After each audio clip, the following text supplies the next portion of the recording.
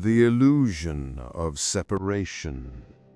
Have you ever felt truly alone? Not just physically alone in a room, but existentially, as if your life is a solitary island floating in an endless sea. We all know that feeling. Yet here's the strange truth. The separation you feel may not be real. Across centuries, philosophers and scientists have wrestled with a single haunting question. Are we truly isolated beings, or part of something vast and interconnected, a hidden fabric that binds everything together?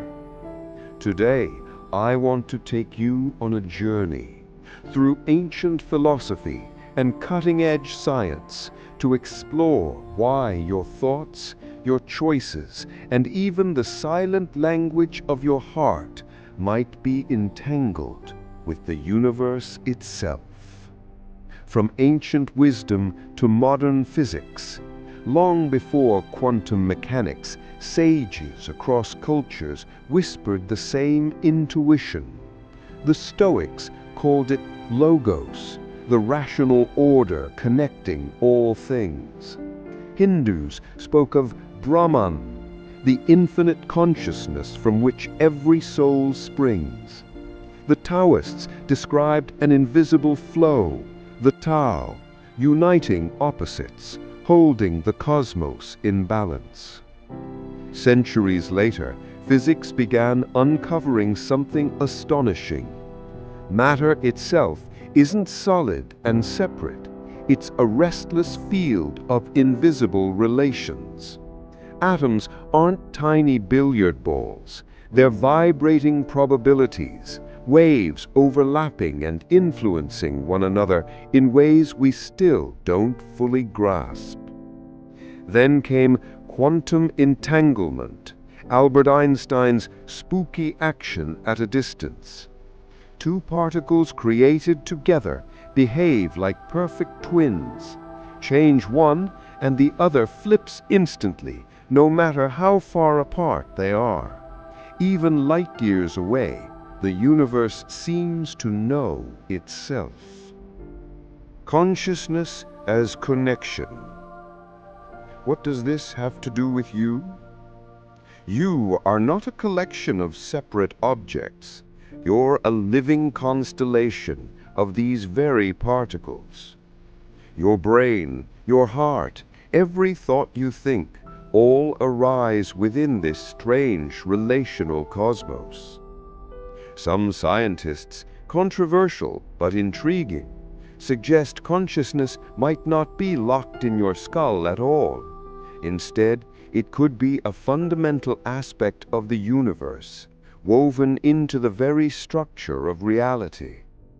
Think about it.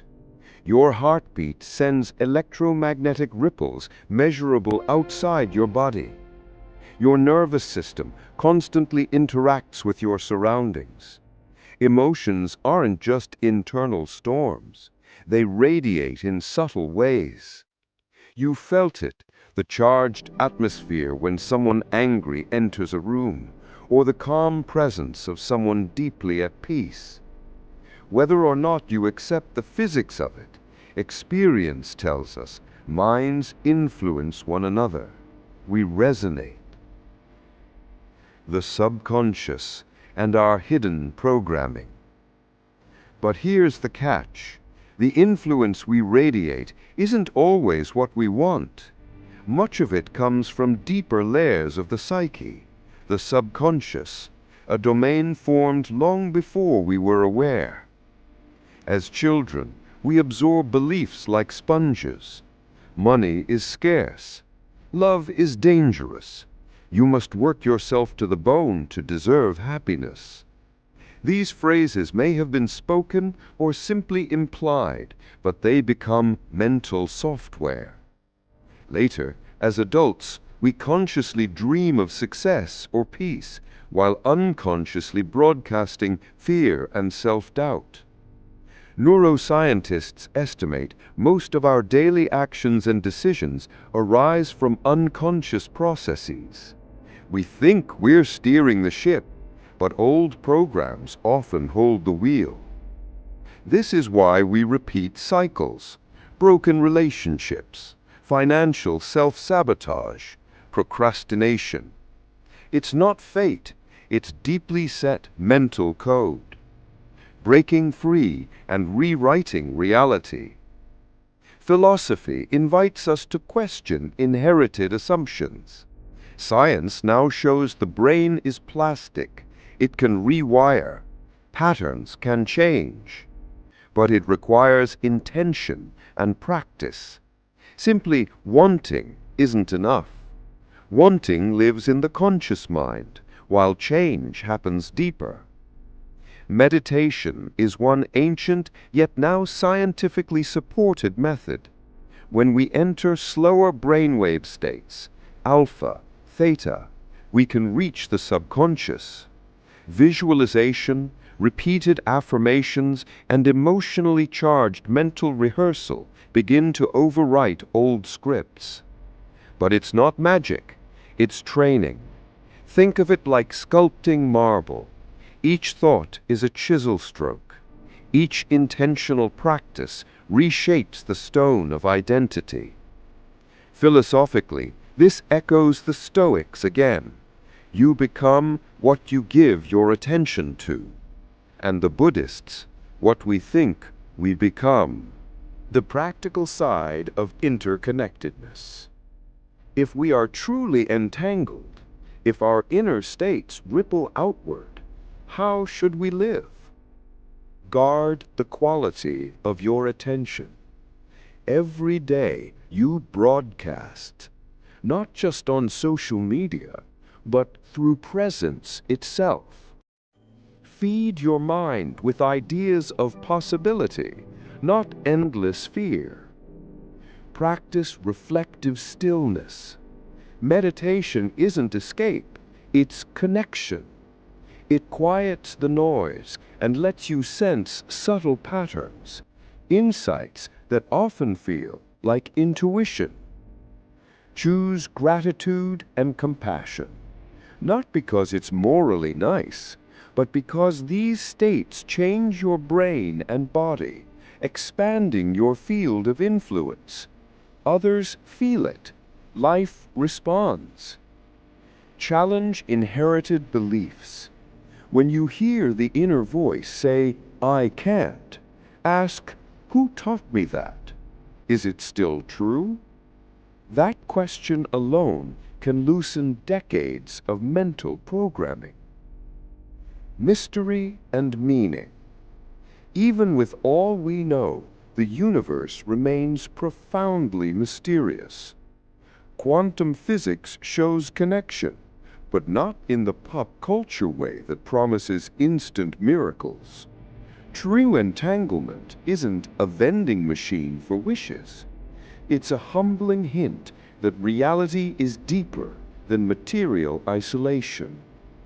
Philosophy steps in here to keep us honest, to ask what this interconnectedness means for ethics, for purpose, for love. If we're not isolated, then our actions echo. What we create in thought and deed isn't just ours. It enters the shared field of life.